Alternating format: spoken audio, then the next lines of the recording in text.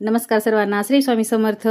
काल पोरींना घेऊन साई मंदिरात गेले होते. पोरींना पण घरात बसून खूप बोर होत होतं आणि दुपारी झोपल्या की रात्री पण लवकर झोपत नाहीत, म्हणून म्हटलं चला त्यांना पण बाहेर नेऊन आणावं. आणि तेजस पण आला होता स्कूलमधून, मग त्याला पण घेतलं होतं सोबत. मला अभ्यास आल्यावर करेल म्हणून मग सगळ्यांसोबत जाऊन येईल ना तो पण, आणि दर्शन पण होईल अधिक महिन्याचं त्याचं पण, म्हणून त्याला पण घेतले होते. आधी महादेवाच्या मंदिरात गेलो.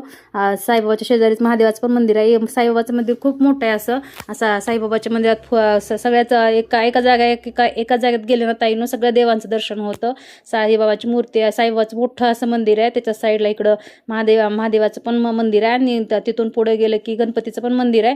गणपतीच्या मंदिरात पण भोवताली पूर्ण अष्टविनायकचे गणपती बसवलेले आहेत. पूर्ण आतमध्ये साईबाबांची धुनी पण आहे आतमध्ये. खूप असे, तुम्ही एकदा नक्की जाऊन या. साईबाबाचं मंदिर आहे. आळंदीतून येताना रस्त्यातच येते, भोसरीपासून खूप जवळ येते. भोसरीपासून मॅगझिनपासून पण जवळ येते. तर तुम्ही गेला तर एकदा नक्की भेट द्या. आणि कोणकोणतं जाऊन पण आलेलं असेल त्या मंदिरात गेलेलं असेल तर तुम्ही पण ताई नक्की कमेंट करा.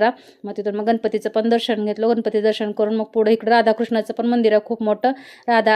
राधाकृष्णाचं सॉरी राम सीता लक्ष्मण, आणि इकडे राधाकृष्णाचं पण आहे. आणि पुढंच विठ्ठल रुक्मिणीची मूर्ती ठेवलेली आहे. एकाच जागेत गेली ना आपल्या सगळ्या देवांचे दर्शन होतात. आणि मंदिर पण खूप छान मोठे आहेत मंदिर. तुकाराम महाराजाची मूर्ती आहे, ज्ञानेश्वर महाराजाची मूर्ती आहे.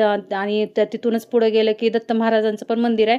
दत्त महाराजाच्या मंदिराच्या पाठीमागे औदुंबराची पण झाड आहेत. मस्त असं सगळ्या देवांचं दर्शन होतं एका जागेत गेलं की. मग बहीण पण आली होती अचानक. बहिणीची पण भेट झाली. अचानक भेट बघा ना, भेट व्हायचं म्हणल्यावर कशी पण होते ना. आम्ही साई मंदिरातच गेलो होतो. तिचा फोन आला आणि ताई मी इथं चाले दिराजवळ म्हणली. मग ती पण आली. मग तिच्यासोबत पण साईबाबाचे दर्शन घेतलं. आणि तिथूनच आळंदीला जायचं नव्हतं मनात. दुसऱ्या दिवशी जायचं होतं आळंदीला आम्हाला, पण मग तिच्यासोबत मग आम्ही आळंदीला पण जाऊन आलो. आळंदीचं पण दर्शन घेतलं. आणि इथंच हे साईबाबा मंदिराच्या समोरच थोरल्या पादुका आहेत ज्ञानेश्वर माऊलींच्या. तिथं पण खूप छान असं मंदिर झालेलं आहे मोठं. आणि पुढं त्या 3-4 मजली ह्याचं गार्डन पण झालेलं आहे. संध्याकाळचं जाणार होतो आम्ही तिथं. संध्याकाळची लाईटिंग हे लागलं की फोटोशूट करायला खूप छान आहे तिथं पण.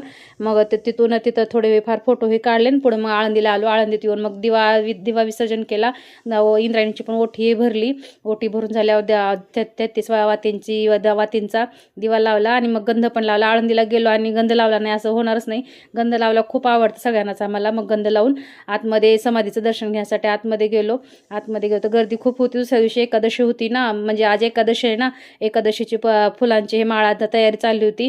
शिखराचं दर्शन घेता येईन. ते सोन्याचा कळस आहे ना, खूप असं सुंदर चमकत होता उन्हामुळं. आणि मग तिथं थोडा वेळ बसून राहिलो. आणि मग सगळ्या बायका फुगड्या खेळत होत्या. आम्ही पण थोड्याशा फुगड्या हे खेळून मग तिथं पण पसायदान चालू होतं संध्याकाळचं. आणि मग घरी आलो. घरी आज मस्त असं मसाले भात बनवला होता आणि वडापाव आणले होते बाहेरून, जिलेबी पण आणले होते. तर आजचा दिवस असा गेला. आज व्हिडिओ आवडला तर लाईक शेअर करा. श्री स्वामी.